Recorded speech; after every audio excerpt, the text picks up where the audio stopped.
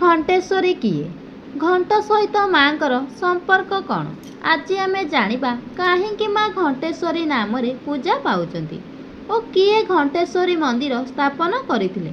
माँ घंटेश्वरी पाखरे घंटी बांधिबा द्वारा कौन होता है आपण मानक अनुरोध भिडियोटी शेष जाए निहाती देखंतु। संबलपुर जिल्लारू प्राय 33 किलोमीटर दूर हीराकुद डैम रु कम बाट गले माँ घंटेश्वरी मंदिर को दर्शन करें।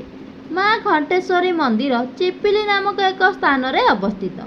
पूर्व कालर मान्यता अच्छी कि जदि माँ घंटेश्वरी मंदिर पाखरे थिबा गछ गुड़िकरे माँकर नाम नहीं घंटी बांधिब तेबे माँ कृपा सह मानसिक पूर्ण होता है।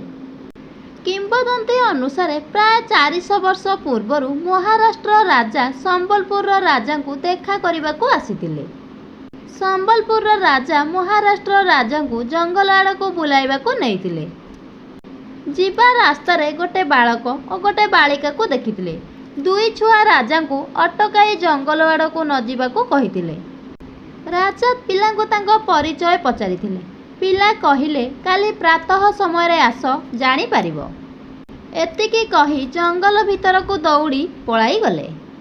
सेही दिन रात्रि रे भगवान शिव और माता पार्वती स्वप्न रे आसी कहिथिले छोट छुआ रूप रे आमे आसीथिलु काली सकाळे महानदी पाखरे थिबा जागारे को जीवा पाई आदेश देले।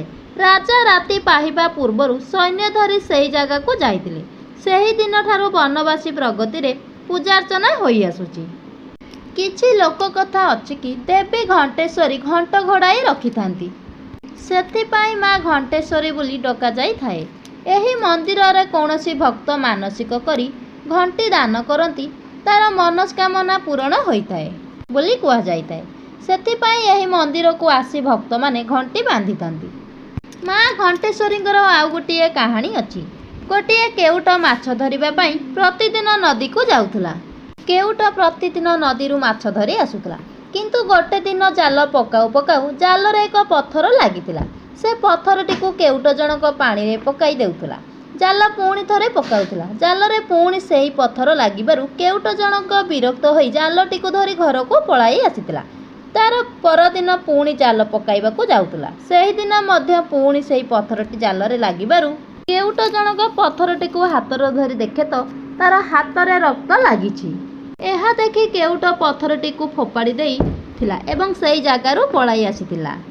सेही दिन रात्रि रे माँ घंटेश्वरी स्वप्न रे कहिले तू मते सेठी काहेकि छाड़ी आसिलु मते नेइकी आसिबु आ स्थापन करिबु किंतु स्थापन पर से जागारे रहिबु नाही दूर को चली जिबु।